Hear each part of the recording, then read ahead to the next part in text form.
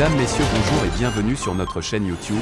Ici nous vous donnons la clé, alors si vous êtes nouveau, abonnez-vous et cliquez sur la cloche de notification pour ne plus rien manquer. Cela fait, on peut commencer. L'euro s'effondre de nouveau face au dollar américain et entraîne dans sa chute le franc CFA.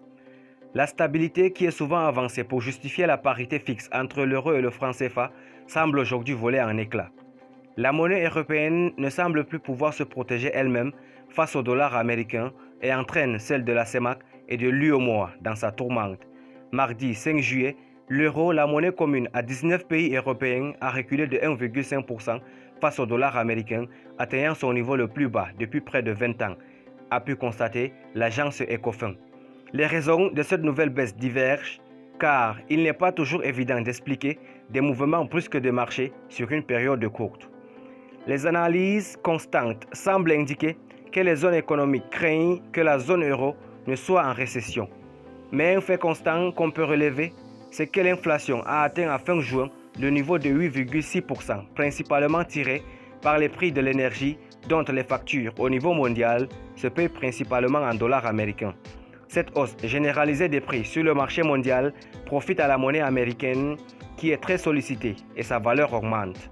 La situation actuelle a poussé la Banque centrale européenne à envisager de relever ses taux pour la première fois depuis 11 ans lors de sa réunion du jeudi 21 juillet prochain.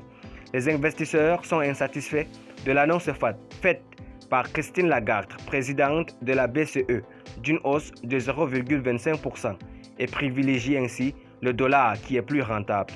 Des implications à anticiper pour le franc CFA.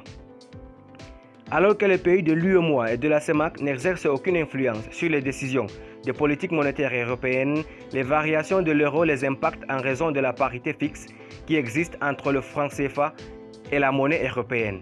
Ce mercredi 6 juillet, la devise africaine était en baisse de 10% depuis le début de l'année et s'est négociée à 640,1 francs pour 1 dollar.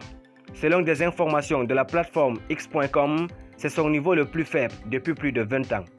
Aucune banque centrale ou ministre des Finances des deux sous-régions ne prévoyait un tel scénario. Les gains et les pertes devront être scrupuleusement analysés, alors que dans l'ensemble des pays, on se prépare déjà au budget de l'année 2023.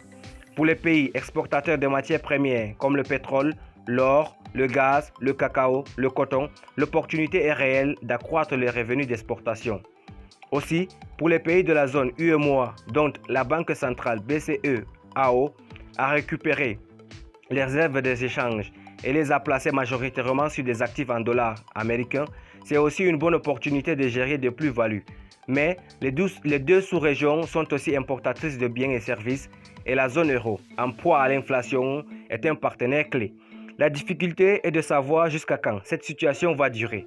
Si la crise en Ukraine et les ruptures sur la chaîne d'approvisionnement mondiale sont évoquées comme principales raisons, il est à noter que la chute de l'euro a débuté depuis le 1er janvier 2021.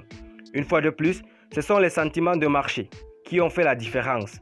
Les banques centrales américaines et européennes ont mis en œuvre des politiques monétaires accommodantes face à la crise de 2008 et celle de la Covid-19.